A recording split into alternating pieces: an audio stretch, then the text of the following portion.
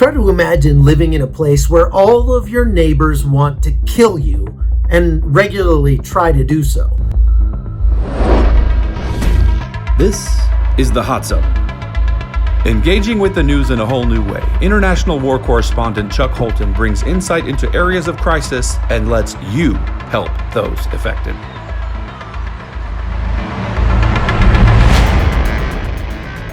Hi folks, Chuck Holton here. Thanks for watching the Hot Zone, especially our new subscribers. We're getting quite a few of those. Look, there's a lot going on in the world right now with coronavirus and things like that. But today I want to talk about Israel because Israel is a hot mess as usual. And it's simply because you've got Hamas to the south, Hezbollah to the north, the Syrians on the east, and everybody wants to kill the Israelis. All of those people, though, are being driven pretty much by Iran. Let's talk about that. Well, we saw Gaza fire, the Palestinians in Gaza fire dozens of rockets yesterday into Israel, and Israel responded in kind. Now, you back up a little bit and figure out why exactly did they fire rockets this time? And that's really kind of a silly question because they don't need a reason. They fire rockets just every day, really. I mean, it would be rare for a day to go by where there's not at least one rocket fired out of Gaza. And we've talked about this before. I've been down there a couple times. Imagine this. Israel supplies electricity for Gaza. They supply water. They supply medicines. Pretty much everything that Gaza doesn't get from Egypt comes from Israel. And Israel could theoretically shut all that stuff off anytime they wanted to. But Gaza is already enough of a mess. There's like 8 million people in there. And it is an absolute disaster. But they don't stop. They don't learn. They don't stop shooting at Israel. And what happened was over the weekend, a couple of terrorists from Gaza came up to the border fence with some explosives and tried to blow up the border fence. The Israelis shot warning shots at them. They didn't go away, so they shot both of them, killed one of the guys. Now, in this video, you see the Palestinians trying to retrieve their two terrorists that are shot there. And they were only able to retrieve one of them, the one that was wounded, and they got him out of the way. But the one that died, the Israelis chased those guys off, and they went out there with a bulldozer to retrieve the body of this terrorist. Now, why did they go with a bulldozer? Because A, the guy had explosives on him. They saw that. B, every time they go on that side of the fence, they get shot at, they get rocks thrown at them, bottles, you name it. So that's the safest way to do it. The guy's already dead. The Israelis went out there. They picked up his body with a bulldozer. It's sort of graphic footage you can see here, but in reality, that's what they had to do. Fortunately for Israel, they don't suffer under this thing called political correctness. They look, you try to kill us, we're going to kill you back, and we're going to kill you first. And we're not going to feel sorry for you when you get mad at us for killing you when you're trying to blow us up.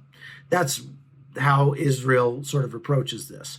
But that video of the bulldozer carrying the dead terrorist away went viral on the internet, and the Palestinians got even angrier than they normally are and started again shooting rockets.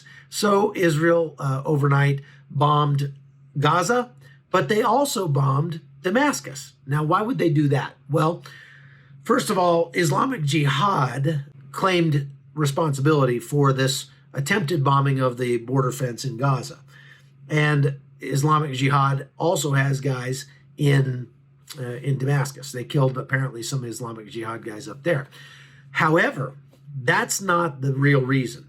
The real reason is that Iran keeps trying to establish a foothold in Syria.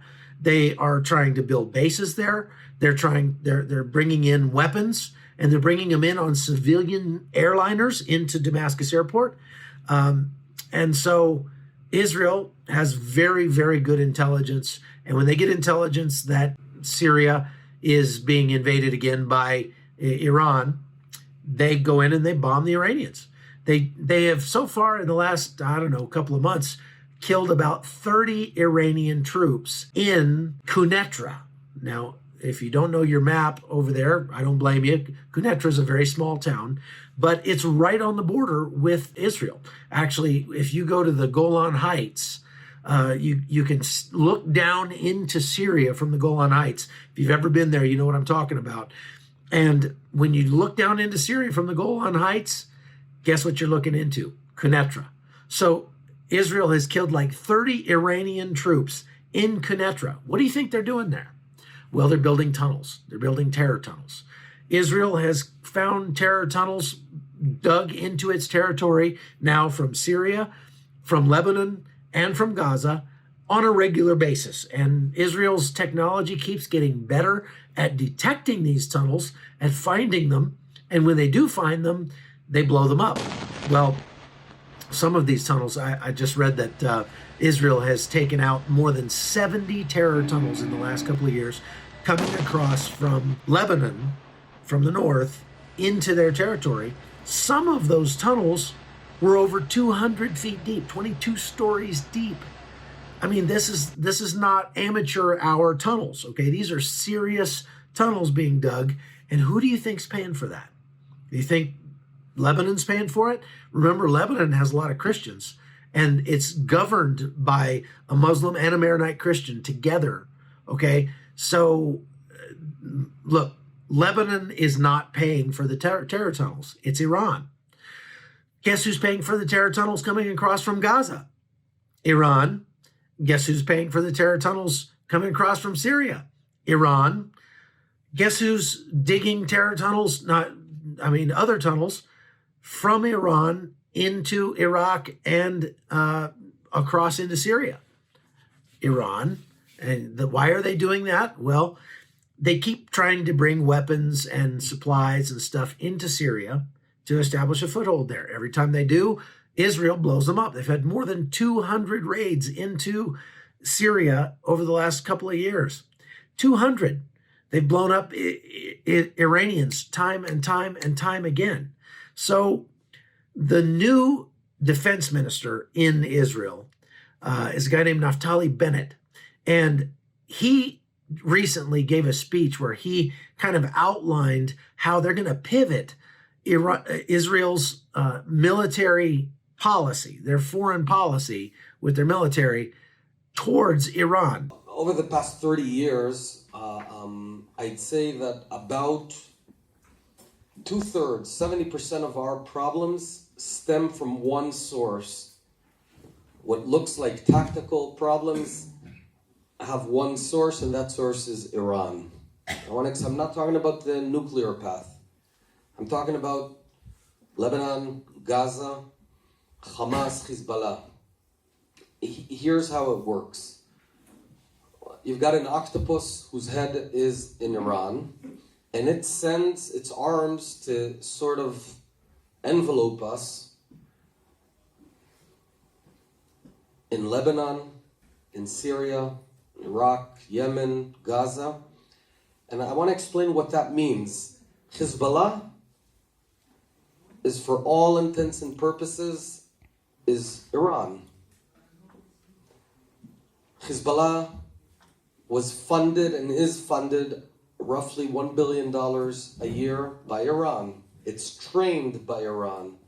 It's equipped by Iran. Its methodology is Iranian, and it acts on Iran's command. So effectively, the Iranian mullahs are 1,100 kilometers to the east, and they send this long arm to hit us, to shoot rockets on us. Same Hamas, not to the same degree, but a great deal of Hamas gets armed by Iran, funded by Iran, trained by Iran. They send people to seminars and to workshops to learn how to use certain rocket explosives, and then they come back into Gaza. And what's happened for the past 30 years is Israel has responded tactically to the fingertips of this octopus. We've sent soldiers to fight. I fought in the 90s in many operations. In the Second Lebanon War, I'm sure I'm not the only one in this room. We went out and fought the fingertips of this octopus. And our boys died fighting the fingertips of this octopus. Yet, back in Iran, the guys who are doing all of this, they're immune. They're 1,100 kilometers from here. No one's touching them. Same in Gaza. We send our soldiers to Sajaya, to Khan Yunis, to Gaza. Same. And our boys fall. The gist of the change that we're implementing right now, these very weeks, is the following: shifting our national security resources where to? Iran. We're embarking on an ongoing campaign. It's not a one-off hit, but our campaign is to get hold of that octopus head and weaken it and strangle it so less oxygen flows to the arms. If we can avoid direct confrontation, if we can prevent the third Lebanon war, that's way better. I do not want to send our boys into Lebanon if possible. We might have to, but as last resort. Same in Gaza. If we can weaken Gaza by focusing the ongoing campaign, which I'll explain in a moment, but weakening that octopus and stopping the flow of blood of oxygen, maybe we can skip the next Gaza campaign. That's what we're doing. So when you take all this into account, what's going on in Iran, not only do they have to deal with the Gazans repeatedly, constantly attacking their border fence, sending flaming balloons across to light crops on fire inside Israel.